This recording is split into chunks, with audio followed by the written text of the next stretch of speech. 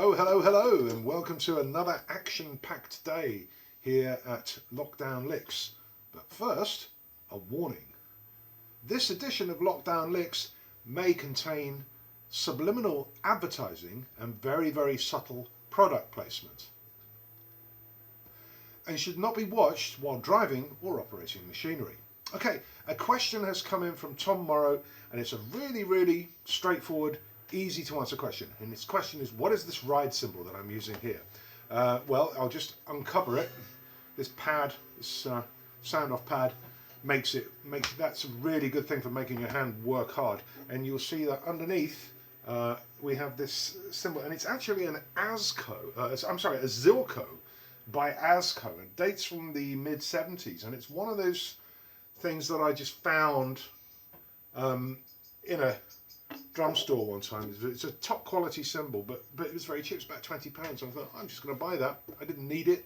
You know that thing when you see some drum gear and you just have the must-haves and you just buy it and you think, well, I'll buy it and keep it for long enough and maybe find a use for it. I'm very lucky that I've grown out of that, although I do find myself having to suppress urges for aluminium snare drums at the moment, but you know, we'll cross that bridge when we come to it.